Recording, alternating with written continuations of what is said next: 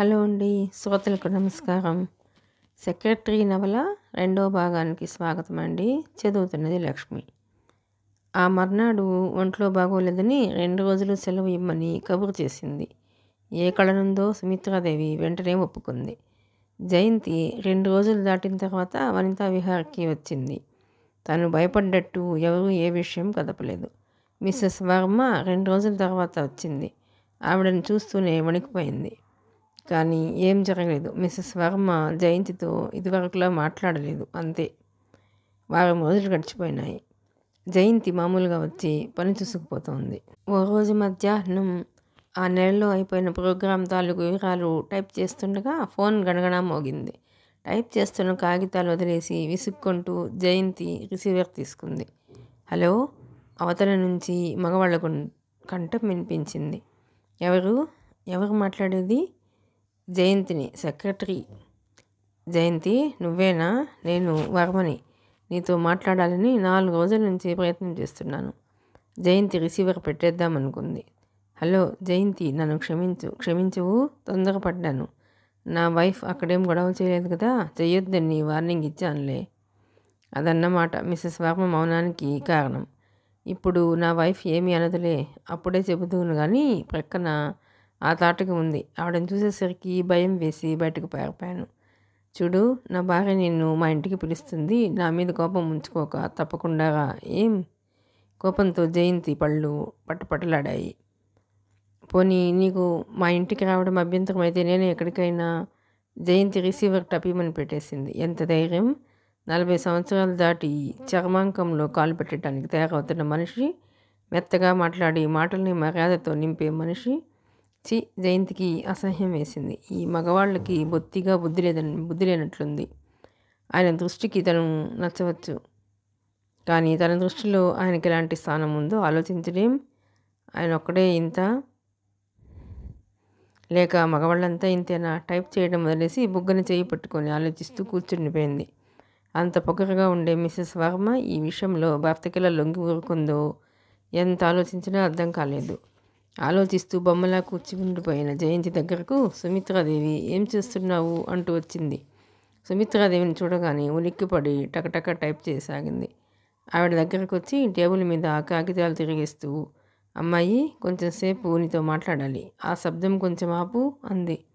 జయంతి చేతులకు చిరు చెమటలు పోసాయి. గుండె కొట్టుకోసాగింది. మెల్లగా టైప్ చేయటం ఆపింది. కానీ కళ్ళు మట్టుకు కాగితాల మీది నుంచి ఎత్తే ధైర్యం లేదు. చెవులు అప్పగించి సుమిత్రాదేవి నోటి నుంచి రాబోయే బాణాల కోసం ఎదురు చూడసాగింది. చూడు జయంతి, మొన్న నీకు పరిచయం చేశానే, మా పిన్ని కొడుకు ప్రభాకరం. జయంతికి ఊపిరి వచ్చింది. 3 రోజుల క్రితం నల్లగా పొడుగ్గా దుబ్బలా ఉన్న ఉంగరాల జుట్టుతో, నల్లటి కళ్ళద్దాలతో, చిన్నపిల్లలు హఠాత్తుగా చూస్తే బూచాడు అని జడుచుకునే మనిషిని మా పిన్ని కొడుకు ప్రభాకరం అంటూ సుమిత్రాదేవి పరిచయం చేసింది. ఆ ప్రభాకరానికి తనతో పనేమిటో అని జయంతి అనుకునే లోపలే సుమిత్రాదేవి చెప్పింది. వాడికి పెళ్లి కాలేదు. నిన్ను చూస్తూనే నువ్వంటే చాలా ఇష్టపడ్డాడు. సెంట్రల్ గవర్నమెంట్లో మంచి ఉద్యోగం చేసుకుంటున్నాడు. నెలకి 500 తెచ్చుకుంటున్నాడు. జయంతి కాగితాలు, టైప్ రైటర్ అన్నీ వదిలేసి కళ్ళు వెడల్పు చేసుకుని సుమిత్రాదేవి వైపు పూర్తిగా తిరిగి వినసాగింది. కట్నం ఏమీ అక్కర్లేదన్నాడు. అయితే ఒక విధంగా వచ్చిన మతి ఇంకో విధంగా పోయింది. ఓసారి మీ బామ్మ దగ్గరికి నన్ను మా వాడిని తీసుకువెడితే అన్నీ మాట్లాడి ముహూర్తం విన్నించుకోవచ్చు. టేబుల్ మీద కాగితాలు బొత్తి పెడుతూ అంది. జయంతికి చాలాసేపటి వరకు నోట మాట కాలేదు. ఇవన్నీ వనితా విహార సెక్రటరీగా ఎదుర్కోవలసిన సమస్యలా ఏమిటి? బంగారం లాంటి సంబంధం. అసలు వాడికి ఏ పిల్ల ఓ పట్టాన నచ్చదు. నువ్వు నచ్చావు అని చెప్పగానే నువ్వు అదృష్టవంతురాలివి అని అప్పుడే అనుకున్నాను. కానీ జయంతి నసిగింది. కానీ అంటే అసలు నాకు ఇప్పుడు పెళ్లి చేసుకోవాలి లేదండి. అది మీ బామ్మ నిర్ణయించవలసిన విషయం. ఇంతవరకు మా బామ్మది నాది ఒకటే అభిప్రాయం. పోనీ నీ ఇష్టం, ఆలోచించుకో. అంతేలే, ఏదైనా కోరిక దగ్గరకు వస్తే విలువ తెలియదు. కానీ ఏ సంగతి మీ బామ్మని అడిగి చెబితే బాగుంటుంది. అలాగే, కానీ బామ్మ కూడా ఇలాగే. సరే, నేను వస్తాను. సుమిత్రాదేవి ఏదో గుర్తుకొచ్చిన దానిలా లేచి వెళ్ళిపోయింది. జయంతికి ఏడవాలో నవ్వాలో తెలియలేదు. మరో 2 రోజులు గడిచిపోయినాయి. ఆ రోజు టైప్ చేయాల్సినవి, సమాధానాలు రాయవలసినవి, ఉత్తరాలు చాలా ఉన్నాయి. జయంతి కూర్చుని పని చేస్తుండగానే ఇట్టే సాయంత్రం అయిపోయింది. ఈరోజు ఉదయం నుంచి బామ్మ మళ్ళీ అదోలా ఉంది. డాక్టర్ని అడిగితే పూర్తిగా రెస్ట్ కావాలంటాడు. బలానికి మందులు ఇవ్వాలి అంటాడు. గుండె నొప్పి తరచుగా వస్తుంది. ఈరోజు త్వరగా వచ్చేసి ఇంటి పని చూసుకుంటానని మంచం మీద నుంచి కదలవద్దని గట్టిగా చెప్పొచ్చింది. త్వరగా వెళ్ళిపోవడానికి సిద్ధపడుతోంది. ఇంతలో సుమిత్రాదేవి గదిలోకి వచ్చింది. ఆవిడ మొహం మొన్నటి నుంచి వాళ్ళ ప్రభాకరాన్ని కాదన్నప్పటి నుంచి జయంతిని చూస్తూనే చిట్టపటలాడుతోంది. ఇదిగో అమ్మాయి, మిస్సెస్ వర్మ ఫోన్ చేసింది, సాయంత్రం వెళ్ళిరా అంది. కాగితాలు బొత్తిగా పెట్టడానికి వంగిన జయంతి లేచి నిటారుగా నిలబడుతూ నేనా అంది. నువ్వే, లేకపోతే నేను వెళ్తానా? నేను వెళ్ళను, వెంటనే సమాధానం చెప్పేసింది. అంటే ఏం లేదు, ఇక నుంచి నేను అలా ఎవరిళ్ళకి వెళ్ళనండి. ఇది కొత్త విషయమా? మొదట్లోనే చెప్పాంగా. అయినా వెడుతూనే మళ్ళీ ఇదేమిటి? గుమ్మంలో ఆగి వెనక్కి తిరిగి చూస్తూ అంది.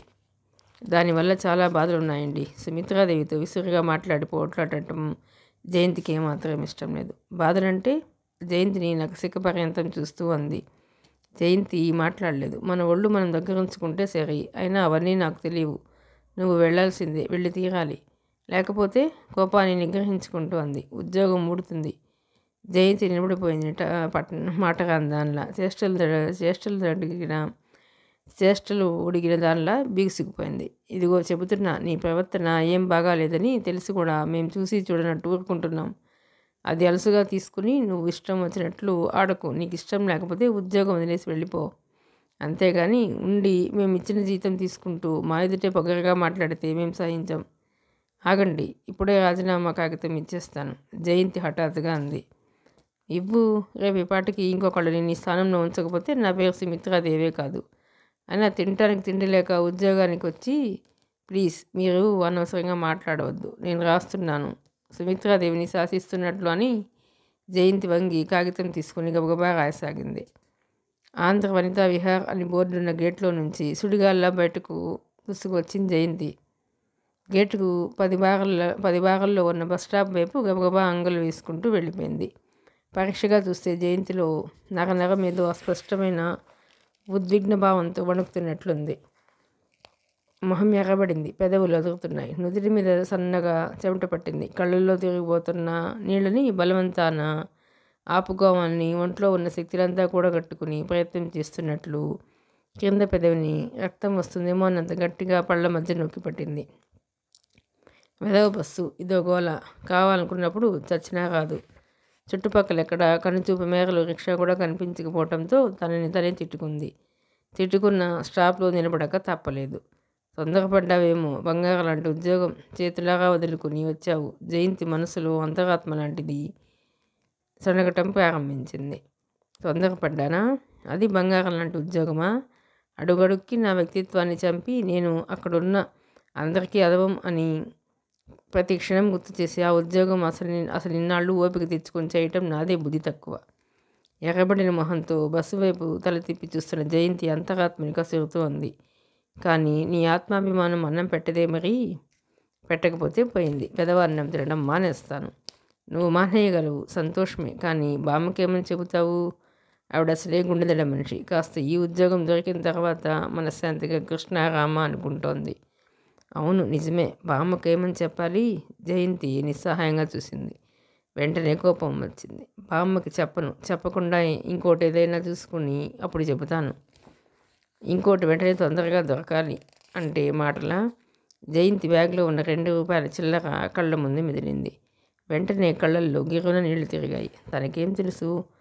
ఆంధ్ర వనిత విహార సెక్రటరీ అంటే గొప్పవాళ్లతో పరిచయం అయ్యి తను కూడా గొప్పదే పోవచ్చు అనుకుంది. వాళ్ళు ఇంత అసూయపరులని, ఎదుటి వాళ్ళని డబ్బుతో తప్ప గుర్తించరని, హోదా ఉంటే కానీ లెక్క పెట్టరని, ఇంత మూర్ఖులని అనుకోలేదు. మూర్ఖులేం కాదు, అసలు ఎదుటివారిని వాళ్లతో సమానులు అని గుర్తుపట్టడానికి ఇష్టపడరు. పోనీ తన సంగతి వదిలేసి, కానీ వాళ్ళకిన్ని పోట్లాటలు, మనిషి వెనక మనిషి మాటలు, బోలెడని అబద్ధాలు వాళ్ళు చెబుతారు. ఎదుటి వాళ్ళని చెప్పమంటారు. అవన్నీ కూడా తను లెక్క పెట్టుకోలేదు. వాళ్ళు చెప్పినట్టే చేయటానికి సిద్ధపడింది.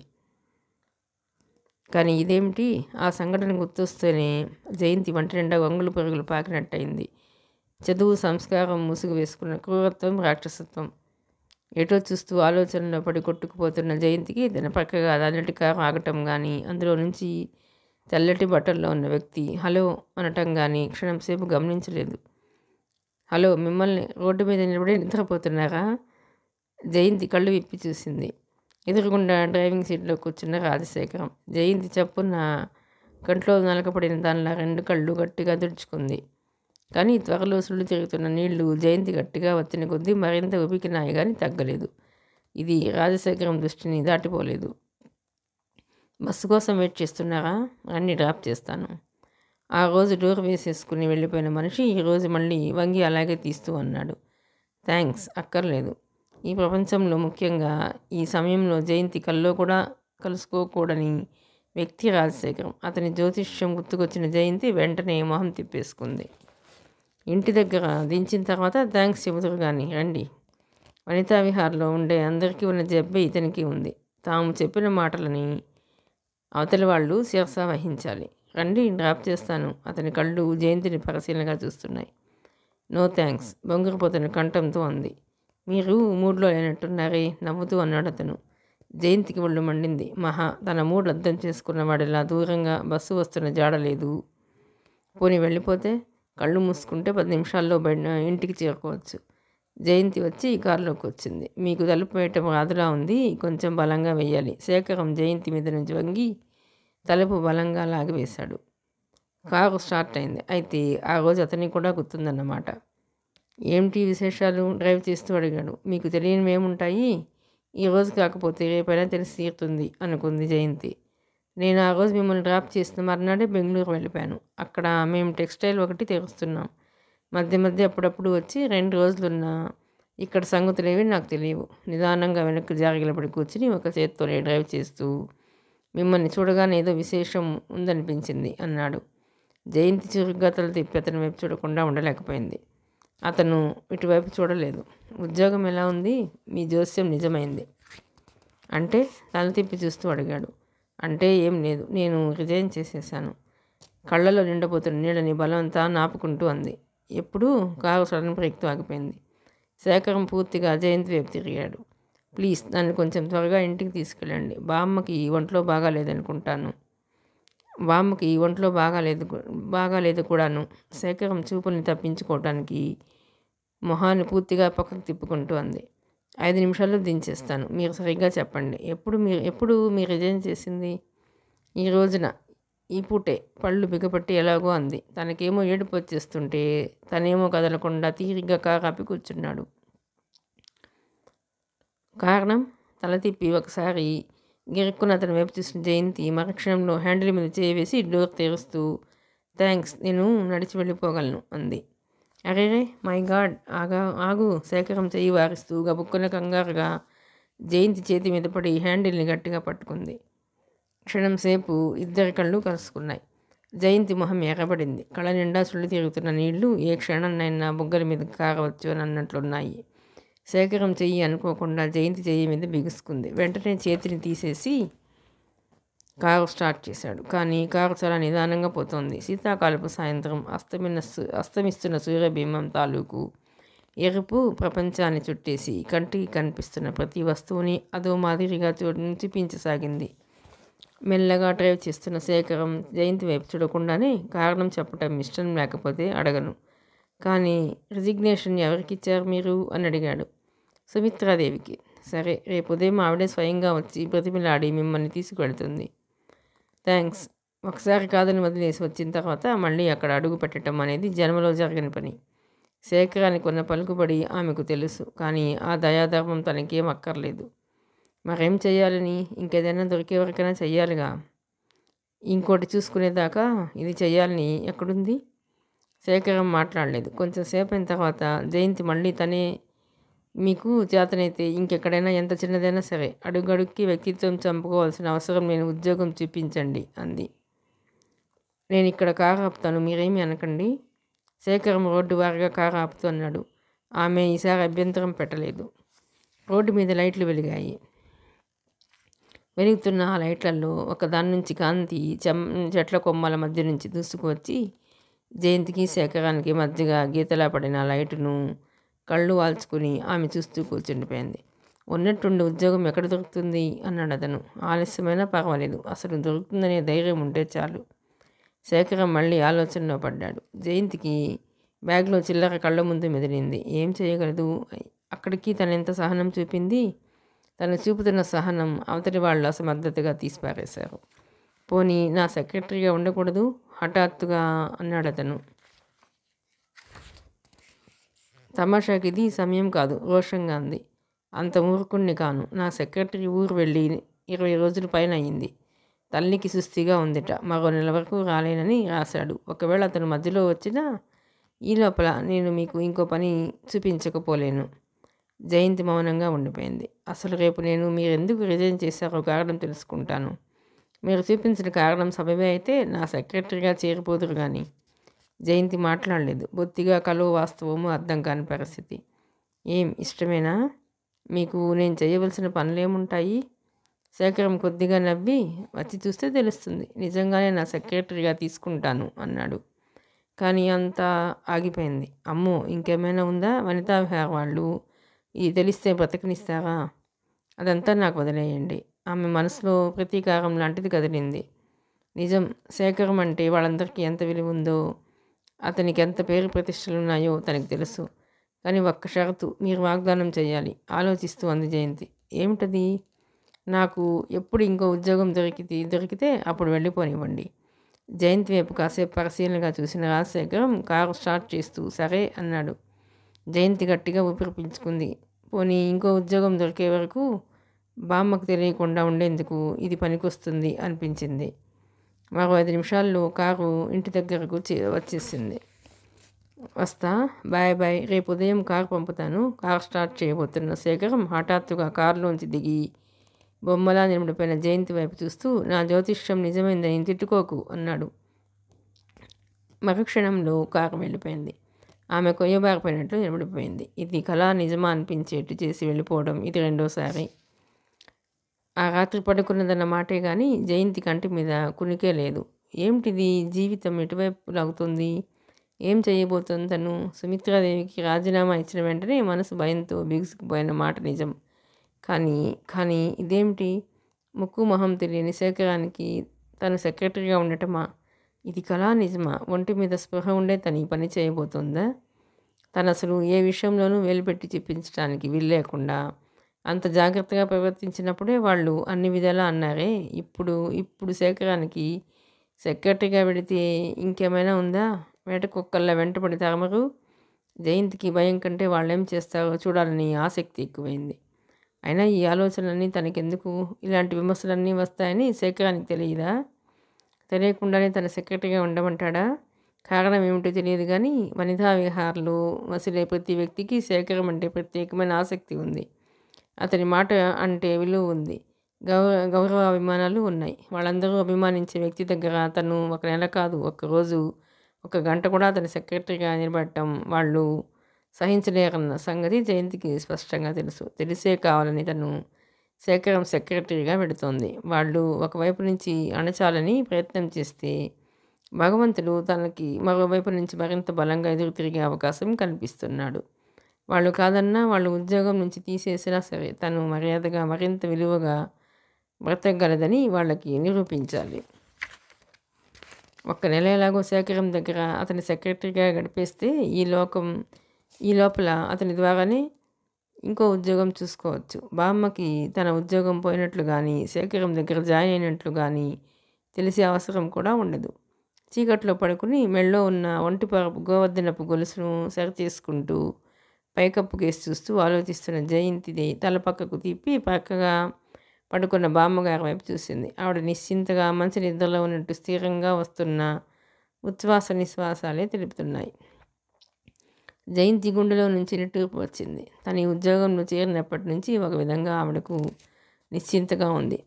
మనిషి మరీ భోగభాగ్యాలు పొందకపోతే మానే, కనీసం వేళకి తినడానికి తిండి కూడా లేకపోతే దానికోసం బాధపడటం ఎంత భయంకరం. బయట తను ఎంతైనా కష్టపడుతుంది, ఎలాంటి సమస్యలైనా ధైర్యంతో ఎదుర్కొంటుంది. కానీ ఇంట్లో బామ్మకి లభించిన కొద్ది మనశ్శాంతిని మటుకు తన కంఠంలో ఊపిరి ఉండగా చెదరనివ్వదు. జీవితంలో అడుగడుగునా భర్త పోయి, కోడలు పోయి, కొడుకు పోయి, ఆర్థికంగా సంసారం చితికిపోయి, ఎన్ని విధాలో బాధను అనుభవించిన బామ్మ కనీసం ఈ వార్ధక్యంలోనైనా కాస్త నిశ్చింతగా గడిపి తీరాలి. శేఖరం వ్యక్తిగతంగా ఎలాంటి వాడైనా అవుగాక, అది తనకు అనవసరం. మనిషిని చూస్తే సభ్యత, సంస్కారం మూర్తి భవించినట్లు ఉన్నాడు. అది చాలు తనకి. ఆలోచనలో పడి కొట్టుకుపోతున్న జయంతి పక్కింటి వాడి గడియారం మూడు కొట్టడంతో ఉలిక్కిపడి మంట పెడుతున్న కళ్ళని మూసుకుని నిద్రపోవడానికి ప్రయత్నం చేసాగింది. మర్నాడు లేచిందన్న మాటే కానీ మనసులో లేదు. రాత్రి వచ్చిన దృఢ నిశ్చయం, ఆలోచనలు చీకటితోనే వెళ్ళిపోయినట్లు అనిపించసాగింది. ఈరోజు లేవటమే ఆలస్యమైంది. లేచి ఆ పని ఈ పని చూస్తుండగానే నిన్న జరిగింది కల కాదు నిజం అన్నట్లు నిరూపిస్తూ కారు వచ్చి ఇంటి ముందు ఆగింది. ముందు గదిలో పడుకుని ఉన్న బామ్మగారు మంచం మీద నుంచి తొంగి చూసి, అమ్మాయి కారు వచ్చిందేమ్మా అంది. ఫంక్షన్స్ జరిగినప్పుడు, పార్టీలు ఇచ్చినప్పుడు చిటికి మటికి వంతా విహార శేఖరం కారు వాడుకోవటం అలవాటే. ఏదైనా దూరం వెళ్లాల్సి వచ్చినప్పుడు, తొందర పని ఉన్నప్పుడు జయంతి కోసం ఇంటికి కారు వచ్చేది. 2-3 సార్లు అలాంటి సమయాల్లోనే జయంతి ఈ కారులో ఇంటి నుంచి వెళ్ళటం, ఇంటికి వచ్చి దిగటం చేసింది. ఇంటికి తిరిగి వచ్చేసరికి చాలా పొద్దుపోతుందా? కారు వచ్చినప్పుడు జయంతికి పని ఎక్కువ ఉంటుందని, ఇంటికి రావటం ఆలస్యం అవుతుందని బామ్మగారికి తెలుసు. ఈరోజు కూడా అలాగే అనుకుంటూ అడిగింది. లేదు, త్వరగానే వచ్చేస్తాను, కారు చూసి బట్టలు వేసుకోవడానికి సిద్ధమవుతూ అంది జయంతి. శ్యామలమ్మ గారికి వెళ్ళి చూసి చెప్పి వచ్చాను బామ్మ. శ్యామలమ్మ గారికి వెళ్ళి చెప్పి వచ్చాను బామ్మ. ఆవిడ పని అయిపోగానే వచ్చి నీ దగ్గర కూర్చుంటానన్నారు. మాటల్లో పడి మర్చిపోకు, మందు వేసుకో, బట్టలు వేసుకుని బయటకు వచ్చే ముందు బామ్మగారి దగ్గరగా వచ్చి చెప్పింది. ఆవిడ సరేనన్నట్టు తలొప్పింది. కారు 15 నిమిషాల్లో శేఖరం ఇల్లు చేరుకుంది. జయంతి వనితా విహార సెక్రటరీగా చేరిన వెంటనే శేఖరం బెంగళూరు వెళ్ళిపోయాడు. ఒకవేళ ఒకసారి 2 సార్లు ఊళ్ళో ఉన్నా అతనికి ఇవ్వాల్సిన కాగితాలు సుమిత్రాదేవి కానీ రేఖారాణి కానీ తీసుకువెళ్ళేవాళ్ళు. అందువల్ల జయంతికి శేఖరాన్ని చూడటం కానీ ఇంటికి వెళ్ళే అవసరం కానీ కలగలేదు. కారు సూర్యకిరణాలున్న గేట్లోంచి విశాలంగా ఉన్న ఆవరణని దాటి ఎదురుగుండా కనిపిస్తున్న వరండా ముందుకు వచ్చి ఆగింది. ఇంటి ముందున్న ఆవరణలో వరండాకి ఇరుపక్కల నుంచి గేటు వరకు అన్నీ గులాబీ చెట్లే. రకరకాలు రంగురంగులు పొదలుగా ఉన్న గులాబీ చెట్లు పొడుగ్గా చెట్లకి విరగబూసి గులాబీలు సన్నగా వీస్తున్న గాలికి అందంగా తలలూపుతూ వయ్యారంగా ఊగుతున్నాయి. ఇంటి ఆవరణలో అడుగు పెడుతూనే కంటికి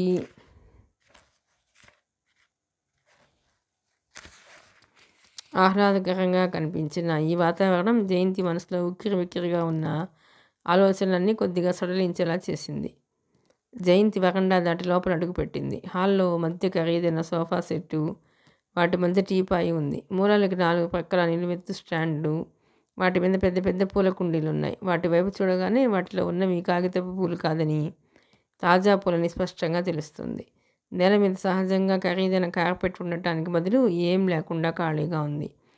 తెలుపు నలుపు కలిసిన పాలరాళ్ళు డైమండ్ ఆకారంలో పేర్చబడి నీడలు తేలుతూ నిగనిగలాడుతున్నాయి. రాజశేఖరం చాలా డబ్బు గలవాడని ఉన్న జయంతి ఇంటిని దేవలోకంగా ఊహించుకుంది. అక్షరాలు అలా లేకపోయినా నిరాడంబరమైన అలంకరణతో ఇల్లు మంచి హుందాగా కంటికి ఆహ్లాదకరంగా ఉంది. హాలంతా పరిశీలిస్తూ క్షణం సేపు అలాగే నిలబడిపోయిన జయంతికి దారి చూపిస్తూ ఇలా రండి అన్న డ్రైవర్ ఆగి జయంతి ముందుకు వచ్చింది. హాల్ దాటి లోపలికి వెళితే కారిడార్లా ఉంది. దానికి ఎడం వైపు వరుసగా గదులున్నాయి. వాటిలో సెక్రటరీ అన్న బోర్డు ఉన్న 2వ గదిని వేలు పెట్టి చూపించి అటు వెళ్ళండి, వారున్నారు అని చెప్పి మరో మాటకి అవకాశం ఇవ్వకుండా గిరుక్కున వెనక్కు తిరిగి వెళ్ళిపోయాడు.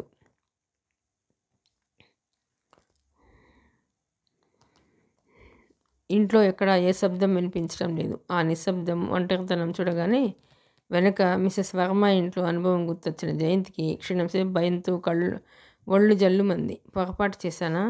ఇలా రావటం తొందరపాటు కాదు కదా అనిపించింది. ఆకుపచ్చగళ్ళున్న కర్టెన్ తొలగించుకుని లోపలికి అడుగు పెట్టింది. విశాలమైన గదిలో పక్కగా టేబుల్, దానికి ఎదురుగుండా కుర్చీలు ఉన్నాయి.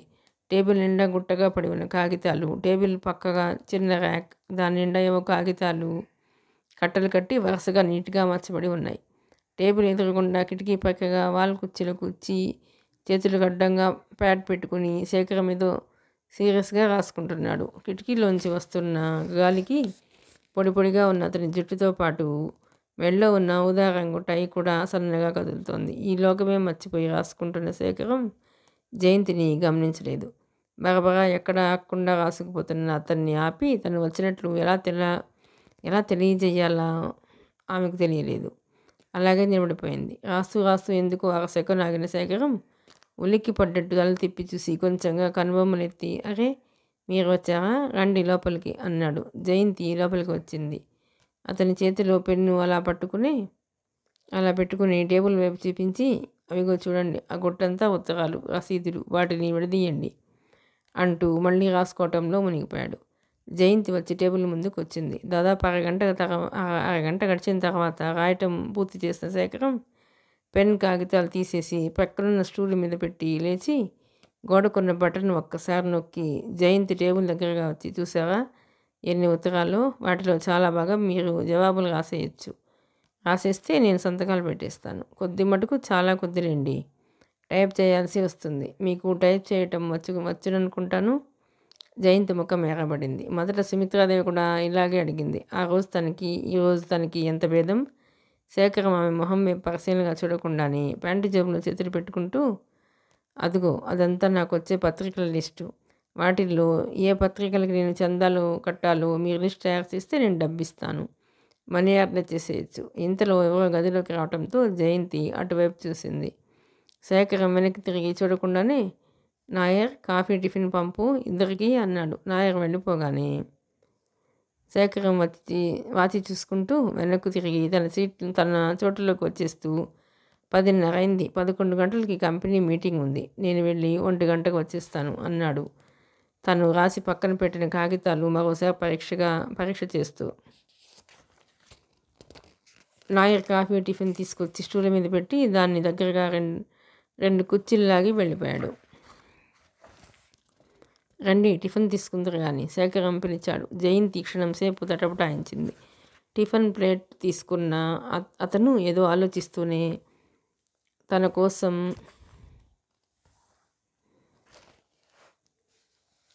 ఆగటం చూసి వెంటనే లేచి వచ్చింది.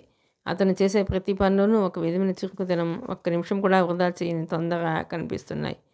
త్వరగా తినటం పూర్తి చేసిన శేఖరం కాఫీ తను పోసుకుని మరో కప్పులో పోసి జయంతి వైపు పెడుతూ, మీరు తొందరపడకండి, నాకంటే అవతల పనుంది అన్నాడు నవ్వుతూ. థ్యాంక్స్ అంది జయంతి కప్పు తీసుకుంటూ. అతనితో ఉన్నప్పుడు తను తరచూ ఈ మాట తప్పనిసరిగా ఉపయోగించాల్సి వస్తుంది. తను ఆ మాట చెప్పినప్పుడల్లా అతని పెదవుల మీద చిత్రంగా ఉన్న చిరునవ్వు ఒకటి చిన్నగా కదులుతుంది. ఆ నవ్వు చూస్తుంటే ఆమెకి అదోలా అనిపిస్తుంది. ఆమె చేయవలసిన పనులు చెబుతూనే అతను వెళ్ళిపోయాడు. వెళ్ళబోయే ముందు ఆగి, మీకు ఏదైనా కావాలంటే ఆ బెల్ నొక్కండి, నాయర్ కానీ వాసు కానీ వస్తారు అని చెప్పి వెళ్ళిపోయాడు. గుమ్మంలో తను వచ్చి నిలబడ్డప్పుడు అతను చూడటంతో మొదలైన కాలం అతను వెళ్ళిపోవటంతో మళ్ళీ ఆగిపోయింది. ఆగిపోయిన కాలంతో ఆలోచనలు మళ్ళీ మొదలైనాయి. జయంతికి ఎందుకో తను ఈరోజు చూస్తున్న ఈ శేఖరం పూర్తిగా వేరనిపించింది. బయట కనిపించే అతనికి, ఇంట్లో ఈ కనిపిస్తున్న ఇతనికి ఇంత తేడా ఎందుకుంది? బయట శేఖరాన్ని చూస్తే విలాసంగా కులాసాగా కాలం గడుపుతూ హాయిగా తిరిగే మనిషిలా ఉంటాడు.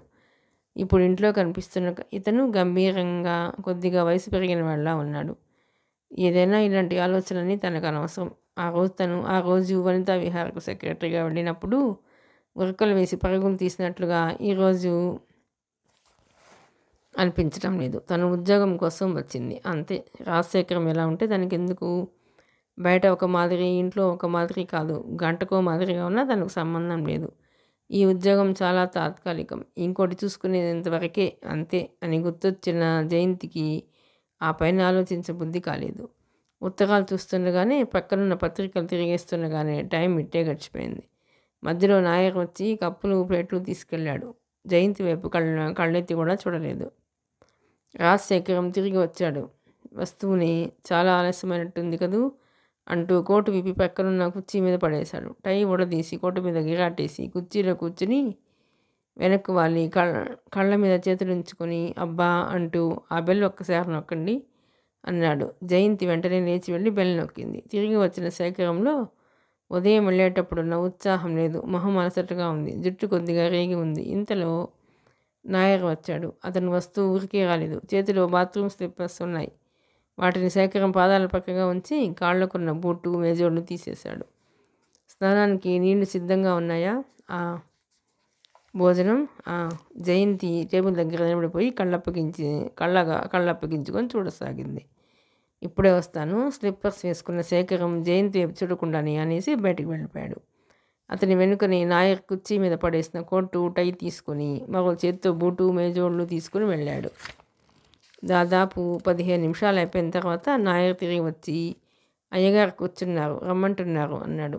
ఎక్కడికి? కూర్చుని పత్రిక తిరిగి వస్తున్న జయంతి కనుబొమ్మలు ముడుస్తూ అంది. భోజనానికి. వెనక్కి తిరిగి చూడకుండానే అనేసి వెళ్ళిపోయాడు. జయంతికి ఏం చెప్పాలో తోచలేదు. తను భోజనం చెయ్యనని మాట నిజమే, కానీ తనకు అలా అలవాట్లేదే. ఇంకోళ్ళ ఇంట్లో భోజనం చేయాలంటే జయంతికి ప్రాణం మీదకి వచ్చినట్టు అనిపిస్తుంది. 5 నిమిషాలు ఆలస్యమయ్యేసరికి 18 ఏళ్ల కుర్రాడొకడు కర్టెన్ తొలగించి తల మటుకు లోపలికి పెట్టి చూపిస్తున్నారు అన్నాడు. చేసేది లేక చూస్తున్న పత్రిక పక్కన పడేసి జయంతి లేచి వచ్చింది. లోపల ఇల్లు ఇంకా చాలా ఉంది. ఒంటరిగా ఉండే శేఖరానికి ఇంత పెద్ద ఇల్లు ఎందుకో. పోనీ కొంత ఇల్లు అద్దెకిచ్చుకోకూడదు. ఇంట్లో సందడైనా ఉంటుంది. తన ఆలోచనకి తనకే నవ్వు వచ్చింది. ఇల్లు అద్దెకిచ్చుకోవాల్సిన కర్మ శేఖరానికి ఏం పట్టింది? మధ్య గోడలకి అక్కడక్కడ తెల్లవర్ణ చిత్రాలు, పెద్ద పెద్ద గుమ్మాలకి అటు ఇటు ప్రతి గుమ్మం దగ్గర పూల కుండీలు, వాటి నిండా పూలు తప్ప ఇంట్లో ఇంకే సామాను కనిపించడం లేదు. ఇల్లు నిరాడంబరంగా కనిపిస్తూనే ఇంటి యజమాని ఆధిక్యతని కళ పట్ల అతనికి ఉన్న ఆసక్తిని నిరూపిస్తోంది. జయంతి వెళ్ళేసరికి డైనింగ్ టేబుల్ దగ్గర కుర్చీలో వెనక్కి వాళ్ళు కూర్చొని ఏదో ఆలోచిస్తున్నాడు. జయంతిని చూస్తూనే సరిగ్గా కూర్చుంటూ, త్వరగా రావాలి, చాలా ఆకలిస్తుంది, మళ్ళీ నేను వెంటనే వెళ్ళిపోవాలి అన్నాడు నవ్వుతూ. నవ్వినప్పుడు అతను అచ్చు మొదట కనిపించిన శేఖరం వల్లనే ఉంటాడు. వాసు చేతులు కడుక్కుంటుంది, టవల్ తెచ్చి ఇచ్చి బాత్రూమ్ చూపించు అన్నాడు. ఇందాక రెండోసారి వచ్చి పిలిచిన కుర్రాడు జయంతికి బాత్రూమ్ చూపించాడు. బాత్రూమ్ కూడా ఖరీదైన ఫ్లోరింగ్తో నీట్గా అందంగా ఉంది. వాష్ బేసిన్ వైపు ఉన్న అద్దంలో కనిపిస్తున్న ప్రతిబింబం జయంతికి కొత్తగా కనిపించింది. భోజనం మధ్యలో అతను ఎక్కువ మాట్లాడలేదు. జయంతి తనే సుమిత్రాదేవిని కలిసారా అని అడిగింది. లేదు, ఏమని అడగాలో తోచలేదు. పోనీండి, మీరు అక్కడ ఉద్యోగం వదిలేసిన తర్వాత వాళ్ళ అభిప్రాయాలతో పని ఏమిటి అన్నాడు. జయంతి సమాధానం చెప్పలేదు. అతను సంభాషణ పెంచలేదు. ఏదో ఆలోచనలో పడిపోయిన అతన్ని మరోసారి కథపటం ఆమెకి ఇష్టం లేకపోయింది. భోజనం పూర్తయిపోతుండగా, 1 గంటలో నేను వెళ్ళిపోతాను, సాయంత్రం వరకు రాను. మీకు చేతనైనంత వరకు చూసి ఇంటికి వెళ్ళిపోండి. డ్రైవర్ ఇంటి దగ్గర ఉంటాడు. మీరు ఎప్పుడు కావాలంటే అప్పుడు తీసుకెళ్ళి ఇంటి దగ్గర దించేస్తాడు అంటూ లేవబోతూ ఆగి, మీరు ఉదయం కొంచెం త్వరగా వచ్చేస్తే నాకు వీలుగా ఉంటుంది. మళ్ళీ మీరు 3-4 గంటల కల్లా ఇంటికి వెళ్ళిపోవచ్చు అన్నాడు. జయంతి సరైనట్టు తలూపింది. వాసు అందించిన ఒక్కపొడి తీసుకుంటుండగా, మీ బామ్మగారికి ఎలా ఉంది అని అడిగాడు రాజశేఖరం. ఈరోజు కొంచెం పర్వాలేదు. ఏమిటి సుస్థి? గుండెదడ, అప్పుడప్పుడు నొప్పి కూడా వస్తుంటుంది. డాక్టర్కి చూపించలా? చూపించాను. జయంతి మొహం తిప్పేసుకుంది. డాక్టర్కి చూపించిన మాట వాస్తవమే, కానీ ఆయన రాసిచ్చిన మందులు వాడలేదు.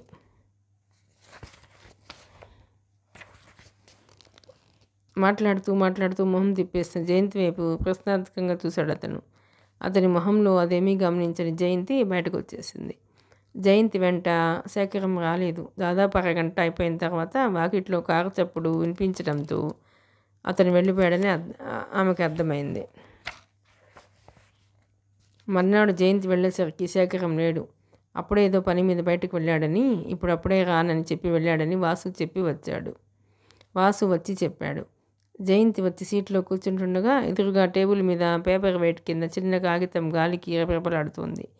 జయంతి దాన్ని తీసుకుని చూసింది.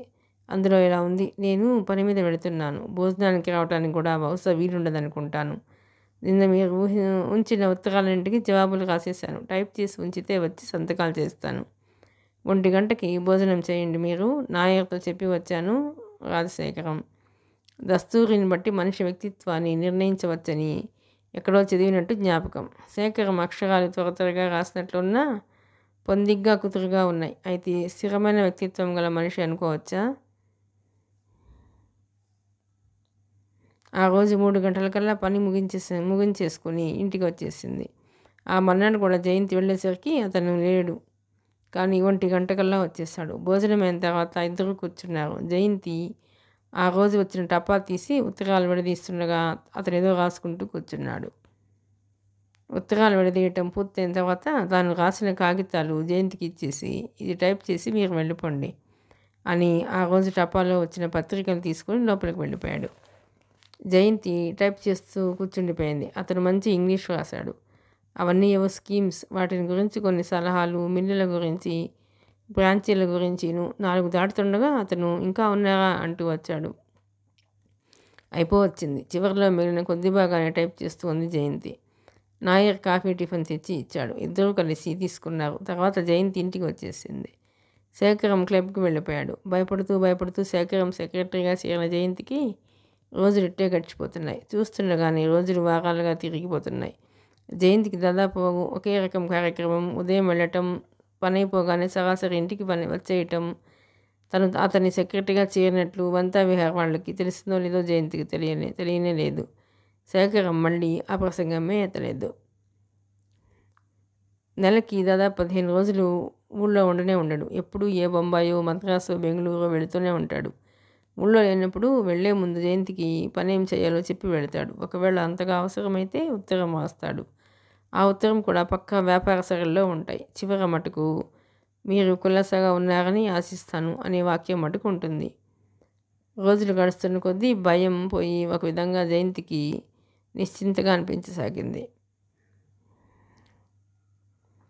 మొట్టమొదటిసారి జీతం ఇవ్వవలసి వచ్చినప్పుడు ఆ రోజు రేపు ఫస్ట్ అనగా శేఖరం బెంగళూరు వెళ్ళిపోతున్నాడు. వెళ్లే ముందు జయంతి చేయవలసిన పనులన్నీ వివరంగా చెప్పి జేబులోంచి కవర్ తీస్తూ, ఇది మీ జీతం, రేపు నేను ఊళ్ళో ఉండను కదా అన్నాడు.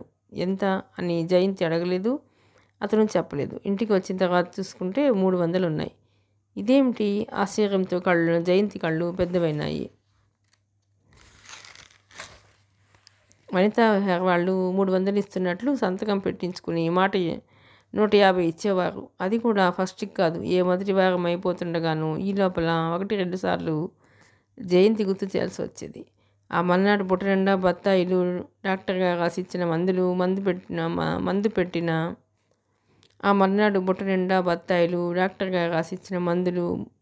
ముందు పెట్టిన మనవరాల్ని కోపంగా చూస్తూ, రూపాయి మిగిలితే దాచుకోక ఇలా తగలేయమని ఎవరు చెప్పారు నీకు అన్నారు బామ్మగారు. నువ్వు ఊరుకో బామ్మ, నేను మరీ అంత కష్టపడిపోవటం లేదులే. ఇదిగో ఈ పళ్ళ రసం తప్పకుండా తాగు, మందులు వేసుకో, అశ్రద్ధ చెయ్యక ఇప్పటికే ఆలస్యమైంది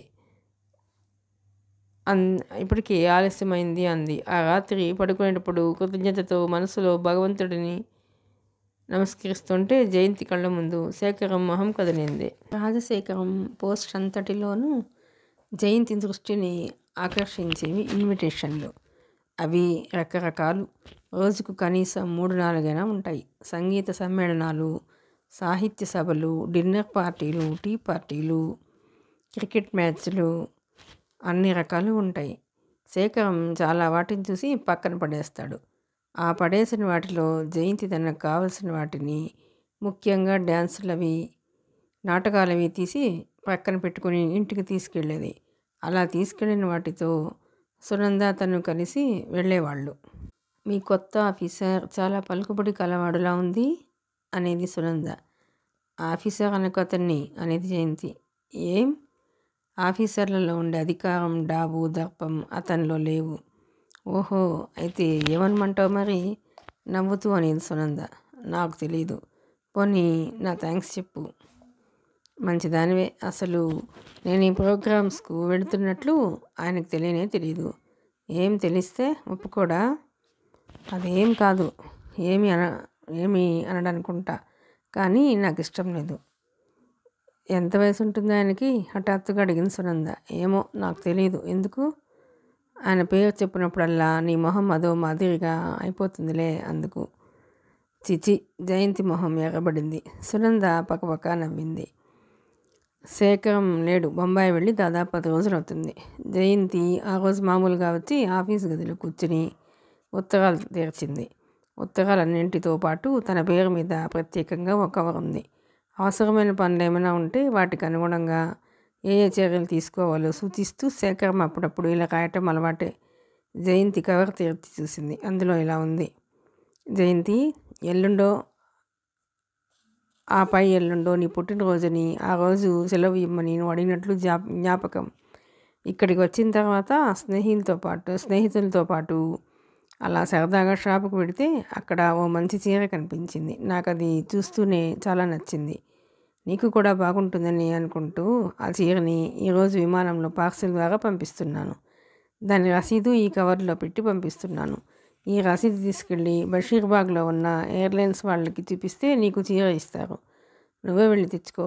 పరిచయస్తులకి, బాగా తెలిసిన వాళ్ళకి, దగ్గర స్నేహితులు అని భావించే వాళ్ళకి ఇలాంటి చిన్న చిన్న బహుమతులు ఇవ్వటం సహజంగా అందరికీ అలవాటే అయి ఉంటుంది. దీని గురించి ఏవేవో ఊహించక, పెద్దగా ఆలోచించక పుట్టినరోజుకి చీర కట్టుకుని సరదాగా కాలం గడుపు. ఇట్లు రాజశేఖరం. జయంతి తన కళ్ళని తనే నమ్మలేక ఉత్తరాన్ని తిప్పి తిప్పి 4 సార్లు చదివింది. చదువుతుండగానే మొహం ఎర్రబడింది. బహుమతులు ఇవ్వటం అనేది అతనికి అలవాటే ఉండవచ్చు.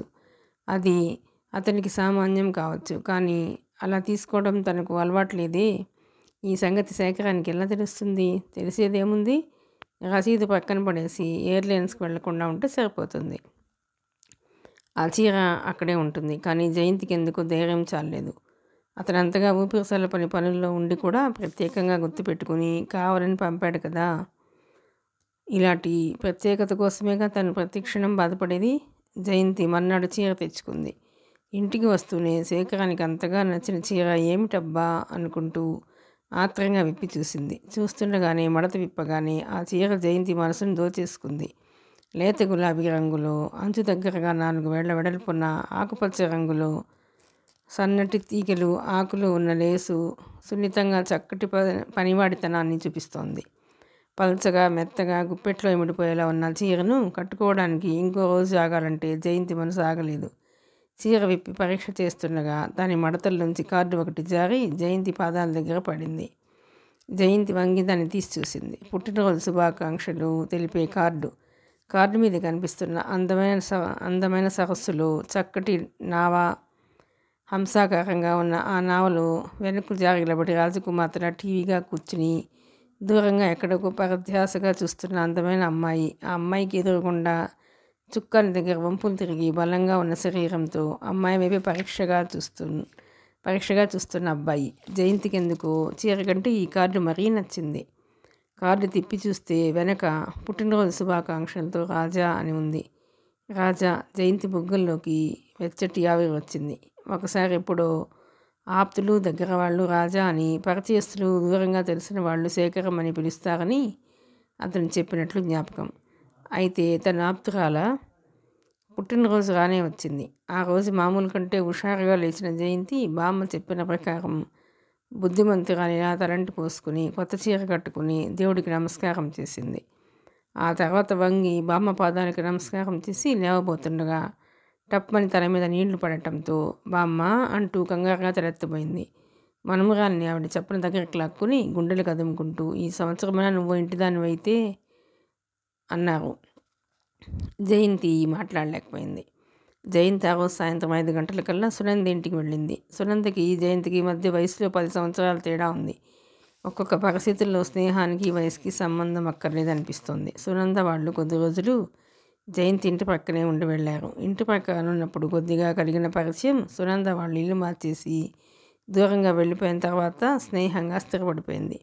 జయంతికి బామ్మ తర్వాత ఈ ప్రపంచంలో ఎవరైనా ఉన్నారనిపిస్తే అది సునంద ఒక్కతే. సామాన్య కుటుంబంలో పుట్టిన సునంద అతి సామాన్యమైన చదువుతో ముగించేసుకుంది. సాధారణంగా పెళ్లి చేసుకుని అత్తవారింటికి వచ్చేసింది. భర్తకి వచ్చే జీతంతో ఇల్లు పొదుపుగా గడుస్తుంది. 2 పిల్లలు ఉన్న సునందకి ఈ బరువు చాలదన్నట్లు రాయిలా తిరుగుతున్న అత్తగారికి పక్షవాతం వచ్చి మంచం మీద పడింది. ఇన్ని చిరాకుల్లో బ్రతుకుతుంటే ఎటువైపు నుంచి ఏ ఆకర్షణ లేకపోయినా ఇంట్లో అడుగడుక్కి సంసారంలో అన్ని విధాల పరీక్షలు ఎదురవుతున్నా సునంద మొహం మీద చిరునవ్వు చెదరదు. మనం ఎంతవరకు అర్హులమో అంతవరకే మనకు భగవంతుడు ప్రసాదిస్తాడు. ఆ పైన దొరకాలనుకోవటం దురాశ, కావాలని కోరుకోవటం, భగవంతుని ప్రార్థించటం మూర్ఖత్వం అంటుంది సునంద. జీవితాన్ని గురించి సునంద చెప్పే సత్యాలు ఎందుకు జయంతికి చాలా బాగా నచ్చుతాయి. ఒక్కోసారి ఇన్ని తెలిసిన మనిషి ఇలా మామూలుగా ఉండిపోయిందే అనిపిస్తుంది. సునందకి కూడా అప్పుడప్పుడు జయంతితో మాట్లాడుతుంటే తన కష్టాలు తీర్చుకోగల శక్తి తనకు లభించినట్లు, కొంచెం మనశ్శాంతి దొరికినట్టు అనిపిస్తుంది. ఎడారిలో ఉన్న ఈ జీవితంలో నువ్వు నిజంగా నాకు ఓయాసిస్వి జయంతి అంటుంది సునంద. చచా, నేను నీలాంటి దాన్ని అలా నాకు ఎగబడిన మొహంతో అనేసిది జయంతి. తనకి దొరికినంతలో, అవకాశం ఉన్నంతలో తనకు లభించిన సంతోషంలో సాధ్యమైనంత వరకు సునందకి పంచడానికి ప్రయత్నం చేస్తుంది జయంతి. జయంతి అలా చేసే వాటిల్లో సునందని తన వెంట సినిమాలకి తీసుకువెళ్ళటం ఒకటి. 4 రోజుల క్రిందే పుట్టినరోజున సాయంత్రం మీ ఇంటికి వస్తానని నువ్వు రెడీగా ఉంటే ఇద్దరం సినిమాకి వెళదామని జయంతి సునందతో చెప్పి వచ్చింది. సునంద సరేనని 3 గంటలకల్లా పనంతా ముగించుకుని సాయంత్రం వంట కూడా అప్పుడే చేసేసి ఆ రోజు సాయంత్రానికి మటుకు కొంచెం పిల్లల్ని భర్తని చూసుకోమని చెబుతానని తప్పకుండా రమ్మనమని వాగ్దానం చేసింది సునంద. అనుకున్న ప్రకారం సరిగ్గా 5 గంటలయ్యేసరికి కొత్త చీరలో తన నిండా సన్నజాజి పూలతో అదో విధమైన అపూర్వ కాంతితో వెలిగిపోతున్న మొహంతో చాలా రోజుల తర్వాత మళ్ళీ మొట్టమొదటి జయంతిలా ఫీల్ అవుతూ సునంద ఇంటికి వెళ్ళింది జయంతి. జయంతి వెళ్ళేసరికి సునంద వంట ఇంట్లో మొహం నిండా కారుతున్న చెమటలతో చెరిగిపోయిన బొట్టుతో జుట్టు రేగిపోయి క్షణం ఊపిరి సలపని దానిలా ఉంది. ఇంట్లో ఎవరో చాలామంది ఉన్నారు. ఇల్లంతా సందడిగా ఉంది. ఇంట్లో గోడని చూస్తూనే నీళ్లు కారిపోయిన జయంతిని చూస్తూ సునంద దగ్గరగా వచ్చి ఉసూరమంటూ, ఏం చెయ్యను, మధ్యాహ్నం రైలుకి దిగబడ్డారు మా పిన్నత్తగారు, ఆవిడ కూతుళ్ళు, మా ఇంకో మరిది, భార్యను అంతే నీరసంగా. సునంద వంక జాలిగా బాధగా చూడటం తప్ప జయంతి ఇంకేం చేయగలదు. దాదాపు 1.5 గంట అయిన తర్వాత సునంద ఇచ్చిన కాఫీ తాగి పిన్నత్తగారు వగైరా వాళ్ళంతా ఏకబిగిన వేసిన ప్రశ్నకి బిక్కమొహంతో సమాధానం చెప్పి, ఈ చీర ఎంత, అంత తక్కువ ధరకి ఎక్కడ దొరికిందబ్బా, నువ్వు కొన్న షాపులన్నీ డబ్బిస్తాం, మాకు కూడా 2 చీరలు తెచ్చిపెట్టు అంటున్న వాళ్ళ మాటలకి భయపడి జయంతి దాదాపు బయటకు పారిపోయి వచ్చింది. ఉత్సాహం సగం చచ్చిపోయింది. అయినా ఇప్పుడప్పుడే ఇంటికి వెళ్ళాలని అనిపించటం లేదు. ఈరోజు సునందతో కలిసి తనెంత సరదాగా గడపాలనుకుంది. హాయిగా ఏదైనా సినిమా చూసి అక్కడి నుండి ఏ హోటల్కైనా వెళ్ళి భోంచేసి ఇంటికి వెళ్ళాలి అనుకున్నారు. బయటకు వచ్చేసి ఒంటరిగా అటు ఇటు చూస్తున్న జయంతికి ఏం చేయడానికి తోచక చివరికి ఒక్కతే సినిమాకి బయలుదేరింది. ఇంటికి వెళ్ళే దోవలోనే ఓ థియేటర్ ఉంది. అందులో ఏదో ఇంగ్లీష్ సినిమా ఆడుతుంది. ఆ సినిమా వచ్చి కూడా చాలా రోజులైంది. టైం అయిపోయినా పర్వాలేదు, టికెట్లు దొరుకుతాయి. జయంతి ఈ థియేటర్లోనే సగం రేట్లతో చూపించే మార్నింగ్ షోస్ బోలెడని చూసింది. జయంతికి మార్నింగ్ షోస్ అంటే చాలా ఇష్టం. సినిమా చూసినట్లు ఉంటుంది. తక్కువ ఖరీదు టికెట్లతో పెద్ద క్లాసులో వెళ్ళి కూర్చోవచ్చు. జయంతి వెళ్ళేసరికి సినిమా మొదలు పెట్టేశారు. మార్నింగ్ షో కాదు కాబట్టి రోజు తను మామూలుగా కూర్చునే చోటులో కూర్చోవాలంటే ఎక్కువ ఖరీదు పెట్టాలి. పుట్టినరోజు నాడు ఆ మాత్రం ప్రత్యేకత లేకపోతే ఎలా? జయంతి తను మామూలుగా కూర్చునే క్లాసు టికెట్ ఎక్కువ ధర ఇచ్చేసి తీసుకుంది. లోపల పిక్చర్ మొదలైపోయింది. బయట నుంచి థియేటర్ లోపలికి వస్తే అసలే కళ్ళు కనిపించవు. అలాగే చీకట్లో తడుముకుంటూ తన కుర్చీ వైపు వెళ్ళింది. పిక్చర్ వచ్చి చాలా రోజులైంది కాబట్టి జనం అక్కడక్కడ తప్ప ఎక్కువ లేరు. తడుముకుంటూ కుర్చీ దగ్గరగా వచ్చిన జయంతికి సరిగ్గా తను కుర్చీలోనే ఎవరో కూర్చుని ఉండటంతో కోపం వచ్చింది. వెదవది, ఆ సీటు కోసం కదా తను కావాలని 2.5 పెట్టి పైకి వచ్చింది. చిచి, ఈరోజు అన్నీ నిరాశలే. ఆ కుర్చీకి ముందు వరుసలో ఉన్న కుర్చీలో వెళ్ళి కూలబడింది. పుట్టినరోజు అంటే తనకు సంవత్సరాలతో సమానం. ఈరోజు ఎలా గడిస్తే మొత్తం సంవత్సరం అంతా అలాగే గడుస్తుందని పెద్ద నమ్మకం. అంటే దాన్ని బట్టి ఈ సంవత్సరం అంతా అడుగడుక్కి ఆశించినది అందకుండా నిరాశలతో గడుస్తుంది కాబోలు. జయంతి నిట్టూరు పిడిచింది. చూస్తుండగానే ఇంటర్వెల్ అయిపోయింది. లైట్లు వెలిగాయి. తన సీట్లో కూర్చుని తనకి తెలియకుండానే నిరాశపరిచిన ఆ మహానుభావుడెవరు బాబు అనుకుంటూ జయంతి తిరిగి చూసింది. అతను కూడా ఇటు చూస్తున్నాడు. మీరా, సంభ్రమాశ్చర్యాలతో అంది జయంతి. జయంతి, శేఖరం తెల్లబోయాడు. అయితే నా సీట్లో కూర్చున్నది మీరన్నమాట అనుకోకుండా ఆశ్చర్యపోయిన జయంతి ఆ మాట పైకి అనేసింది. అంటే అర్థం కానట్టు అడిగాడు శేఖరం. జయంతి సంగతంతా చెప్పింది. అతని పెదవులు చిరునవ్వుతో విచ్చుకున్నాయి. అంతా విన్న తర్వాత లేచి పక్క కుర్చీలో కూర్చుంటూ, పోన్లే ఇంకా సినిమా పూర్తి కాలేదుగా అన్నాడు. థ్యాంక్స్. జయంతి లేచి వచ్చి శేఖరం ఖాళీ చేసిన కుర్చీలో కూర్చుంది. ఒక్కదానివి వచ్చావేం? శేఖరం అడిగాడు.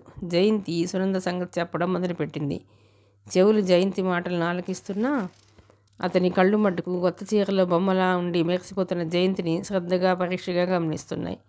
సునంద సంగతి చెబుతున్న జయంతి ఈ మధ్యలో ఎందుకో ఆగినప్పుడు శేఖరం తన మాట అంతగా వినటం లేదని, తను కట్టుకున్న చీర వైపు గమనిస్తున్నాడని గ్రహించి ఆ చీరే అతను పంపిందే అని గుర్తుకొచ్చేసరికి తల కిందకు వాలిపోయింది. భగవాన్ తన చీర కట్టుకున్నప్పుడు ఇలా అతని కంటపడాల్సి వస్తుందని కల్లో కూడా అనుకోలేదు. జయంతి, ఈ చీరలో ఎంత బాగున్నావని, నిజంగా నేను ఊహించిన దానికంటే చాలా బాగున్నావు. ఆ రోజు నా ఫ్రెండ్స్తో కలిసి వెళ్ళినప్పుడు షాపు వాడి చీర తీసి ముందు పడేయగానే నువ్వు గుర్తొచ్చావు. ఇంతలో మళ్ళీ సినిమా మొదలు పెట్టడానికి సూచనలుగా లైట్లు పోయినాయి. బ్రతికాను అనుకుంది జయంతి. లేకపోతే తన మొహంలో కలిగే భావాన్ని అతను పుస్తకాలను చదివేసేవాడు.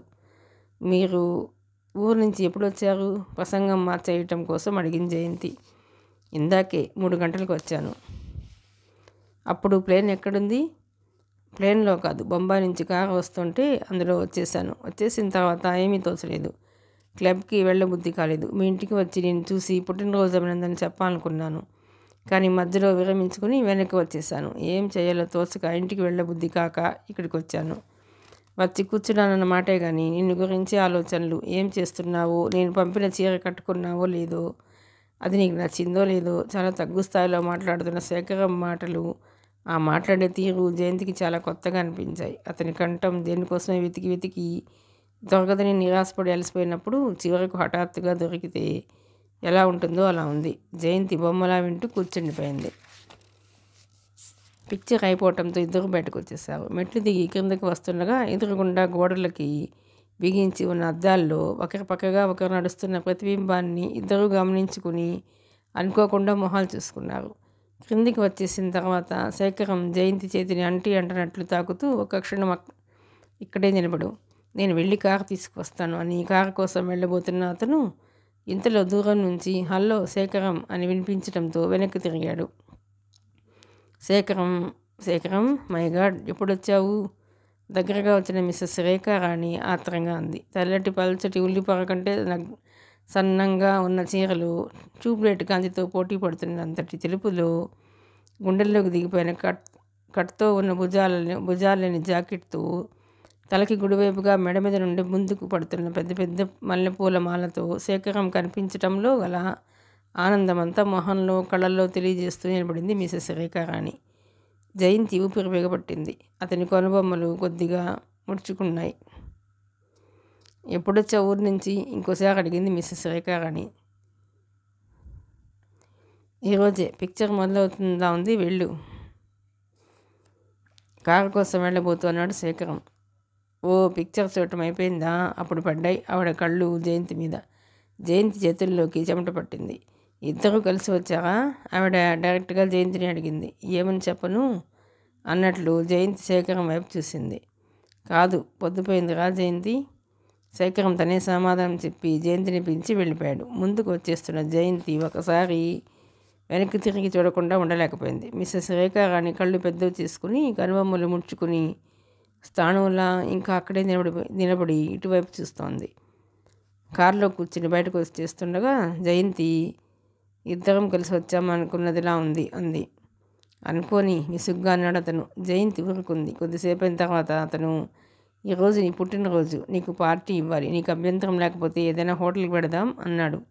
జయంతి సమాధానం చెప్పలేదు. ఇబ్బందిగా పెట్టిన మొహం అతను గమనించలేదు. చాలా ఆలస్యం అవుతుందేమో అంది జయంతి. కాదు, శేఖరం కారుని హోటల్ వైపు తిప్పాడు. అది హైదరాబాద్లో ఉన్న మంచి హోటల్స్లో ఒకటి. దూరం నుంచి చూస్తే ఆకర్షణీయంగా ఉన్న డిజైన్తో, ముందు విశాలంగా ఉన్న ఆవరణలో, పెద్ద గార్డెన్లో మధ్యగా ఉన్న అందమైన ఫౌంటైన్తో, రంగురంగుల లైట్లతో, ఎత్తుగా 4 అంతస్తులు కిటకిటలాడుతున్న జనంతో, హోటల్కి కుడివైపునున్న ఆవరణ నిండా నిగనిగలాడుతూ ఖరీదైన కార్లతో, డబ్బుంటే జీవితం ఎలా ఉంటుందో కంటికి చూపించే నిర్వచనంలా ఉంటుంది. జయంతి దూరం నుంచి ఆ హోటల్ని చూడటం, వాళ్ళు వీళ్ళు చెబితే తప్ప ఎప్పుడూ లోపలికి రాలేదు.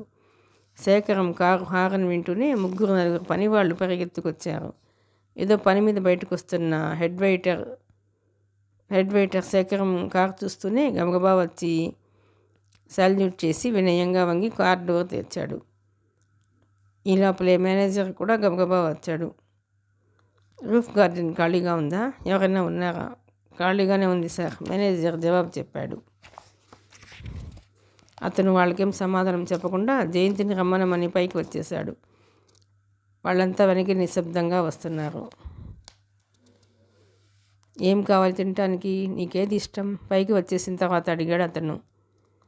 నాకు తెలియదు, అస్పష్టంగా అంది జయంతి. ఇంతలో హెడ్ వెయిటర్ కుర్చీలు తెచ్చి అక్కడ వేశాడు. శేఖరం అతనికి తీసుకురావాల్సినవి చెప్పి ఇంకా అక్కడే ఆకచేతులు రాచుకుంటూ నిలబడిన మేనేజర్ని, మీరు వెళ్ళండి, నేను అరగంట ఉండి వెళ్ళిపోతానన్నాడు. చిత్తం. అతను మరోసారి శేఖరానికి నమస్కారం చేసి వెళ్ళిపోయాడు. రూఫ్ గార్డెన్ విశాలంగా తీగలతో పూలతో మధ్య మధ్య వెన్నెలలాగా వెలుగునిస్తున్న లైట్లతో ఆహ్లాదకరంగా ఉంది. పిట్టగోడ వారికి వచ్చి నిలబడింది జయంతి. అక్కడి నుంచి చూస్తే కింద చిన్న చిన్నగా కనిపించే మనుషులతో, బొమ్మల్లా ఉన్న కారులతో, మిలమిలా మెరుస్తున్న రంగురంగుల లైట్లతో విరగబడి మెరుస్తోంది నగరం. జయంతికి క్షణం సేపు తనున్నది ఈ లోకం కాదనిపించింది. 2-3 గంటల క్రితం విసుగ్గా నిరాశగా కనిపించిన ప్రపంచం ఇప్పుడు ఇంత అందంగా ఆకర్షణీయంగా కనిపిస్తోంది ఎందుకు? శేఖరం చేతిలో ఏమైనా మంత్రదండం ఉందా? జయంతికి నవ్వు వచ్చింది.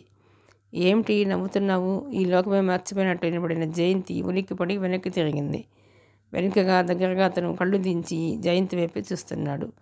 అతని కళ్ళల్లోకి కొత్త కాంతి వచ్చింది. ఆ కొత్త కాంతిలో మెరుస్తున్న కళ్ళు జయంతి విగ్రహంలోని ప్రతి వెంపుని నిస్సంకోచంగా స్పష్టంగా పరిశీలిస్తున్నాయి. అతని చూపులలో చూపులు కలవగానే కంగారు పడిన జయంతి కళ్ళు దించేసుకుని ఏమీ లేదు అంటూ వెనక్కి తిరిగి వచ్చి కుర్చీలో పొందిగ్గా కూర్చుంది. జయంతి వెంటే తను వెనక్కి తిరిగి రాలేదు. చాలాసేపు అలాగే అక్కడే నిలబడిపోయి జయంతి వైపు వీపు పెట్టి ప్యాంటు జేబుల్లో చేతులు పెట్టుకుని కిందకు చూస్తూ నిలబడిపోయాడు. ఆ తర్వాత కూడా అతను ఎక్కువగా మాట్లాడలేదు. హఠాత్తుగా అతను ఎందుకు మౌనంగా గంభీరంగా మారిపోయాడో జయంతికి అర్థం కాలేదు. కంటికి ఆహ్లాదంగా మనసుకి అద్భుతంగా ఉన్న ఆ వాతావరణంలో ఇంటికి వెళ్ళటం ఆలస్యమైనా సరే ఇంకొంచెం సేపు కూర్చోవాలనిపించింది. కానీ పొద్దుపోతుంది. త్వరగా రమ్మని శేఖరం తొందర చేశాడు. పైకి వెళ్ళేటప్పుడు కావాలని మెట్ల మీద నుంచి తీసుకెళ్లిన శేఖరం కిందకి దిగి వచ్చేటప్పుడు ఆలస్యం భరించలేనట్లు లిఫ్ట్లో వెళ్ళిపోదాం అన్నాడు. జయంతి నిశ్శబ్దంగా ఉండిపోయింది. ఇంటి దగ్గరికి తీసుకొచ్చిన తర్వాత కారులోంచి దిగుతూ థ్యాంక్స్ అంది జయంతి. ఎందుకు అన్నాడు శేఖరం సమాధానంగా. జయంతికి ఏం చెప్పాలో తోచలేదు. బొమ్మలా అతని వైపు చూస్తూ నిలబడిపోయింది. కారు స్టార్ట్ చేయబోతున్న అతను హఠాత్తుగా ఆగి ఒక మాట చెప్పటం మర్చిపోయాను. నువ్వు నాకంటే చాలా చిన్నదనివి. నిన్ను కావాలని మర్యాద కోసం మీరు అనాలని అనిపించినా మధ్య మధ్యలో మర్చిపోతున్నాను. దానికేమనుకోగదు అన్నాడు. నేనేమీ అనుకోను, థ్యాంక్స్ అంది. వస్తా, గుడ్ నైట్. జయంతి చూస్తుండగానే కారు వెళ్ళిపోయింది. జయంతికి ఇంటికి వచ్చి పడుకున్న తర్వాత అంత బాగానే ఉన్నట్లు అనిపించినా మళ్ళీ ఎక్కడో అసంతృప్తిగా అనిపించసాగింది. సినిమాలో అంత ఆప్యాయంగా సునందంత దగ్గరగా మాట్లాడిన శేఖరం హఠాత్తుగా అలా ఎందుకు అయ్యాడు? ముఖ్యంగా హోటల్ రూఫ్ గార్డెన్ మీద తన వైపు వీపు పెట్టి అసలు జయంత్ అనే ఉనికిని కూడా మర్చిపోయేంత నిశ్శబ్దంగా నిలబడిపోయాడు ఎందుకు? జయంతికి హఠాత్తుగా గుర్తు వచ్చింది. రేఖారాణి కనిపించిన తర్వాతనే అతనిలో ఆ మార్పు వచ్చిందని. మిగతా కథ 3వ భాగంలోనండి. ప్లీజ్ అండి, ఈ నవల నచ్చంగానే లైక్ చేయండి, షేర్ చేయండి, సబ్స్క్రైబ్ చేయండి.